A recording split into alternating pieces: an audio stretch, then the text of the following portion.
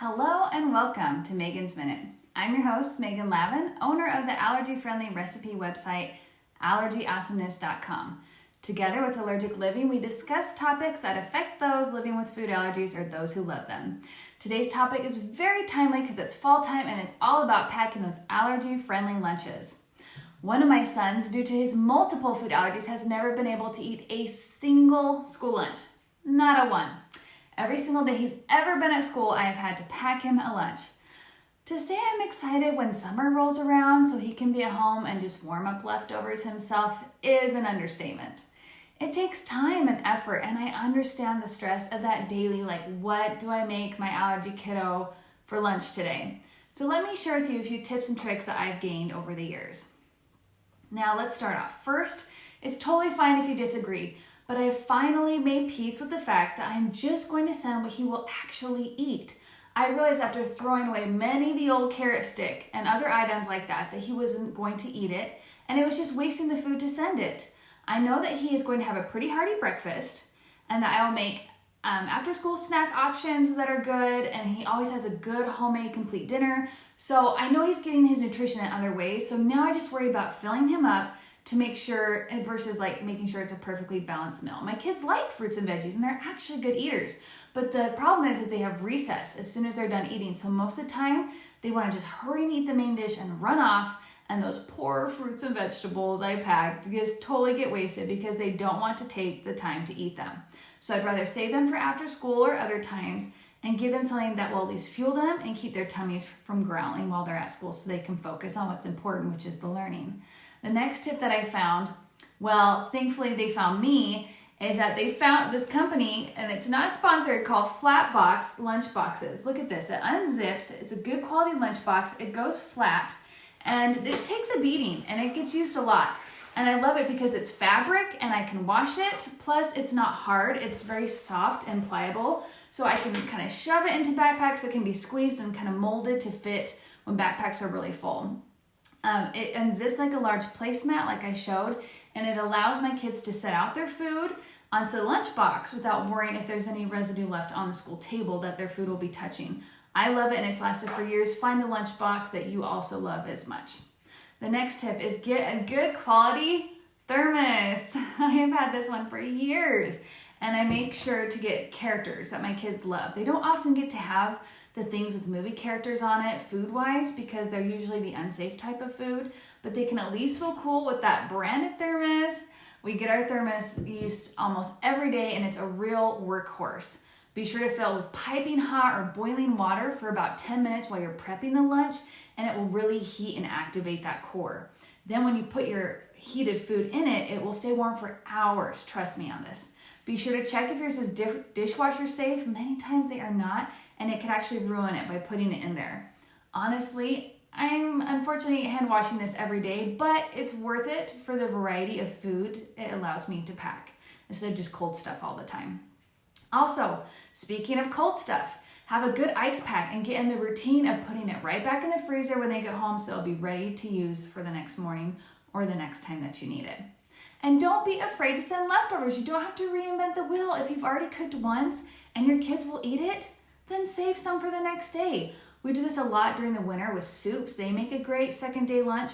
Now, of course, not all dinners, but there are some that will be my son's favorites. And he'll say, I call dibs on any leftovers for lunch. I also sweeten the deal and tell my kids if they're willing to take leftovers, I put a dessert in their lunchbox. That's their reward for being willing to take something that they've already eaten once.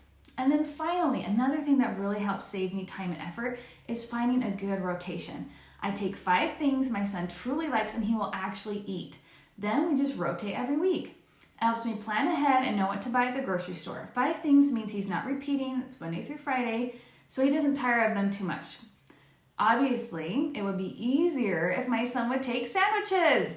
He's just not that into them, and there's a decent variety. There's turkey and ham, sun butter and jam, tuna sandwich, egg salad sandwich, chicken salad, and those would be great if you can put them in our rotation, but name it and he only eats it if he has to. So if your kid will eat sandwiches, rejoice. You'll just notice that's not in our rotation. My son just really prefers a warm, hot meal.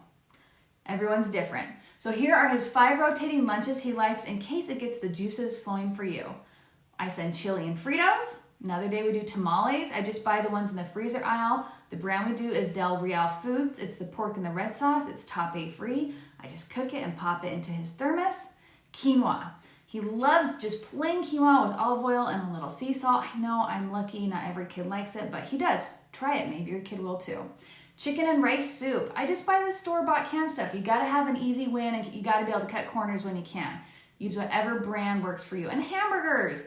On Fridays we do hamburger day. I cook the patty, I put it in the thermos. I do have to cut it in half to fit, but he doesn't mind.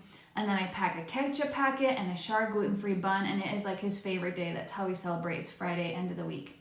Sometimes we'll switch it out by using a Thai Kitchen instant rice noodle packet. The flavor that's safe for us is garlic and vegetable. They do have soy, check labels of course. And if I'm out of the above things, he's willing to do a BLT or a sun butter and jelly sandwich if it's homemade jam or a tuna sandwich. But those are his least favorite, so I try to only do those on emergencies. When thinking about school lunches, think about what they like to eat on the weekends. Are they the type that are reaching for gluten-free chicken nuggets or corn roll taquitos or the 𝗔𝗹𝗹𝗶𝗶 mac and cheese? If so, throw those things into a thermos. Parents often get stuck thinking of things that have to be cold, but most kids like the things I mention and it will give them something to look forward to. Then the sides can come easy. Like I said, my kids don't make time for many sides, so I don't stress about it too much. Most of the time they still come home unopened and they'll just eat it after school. A safe chip or a fruit cup is usually about all they want.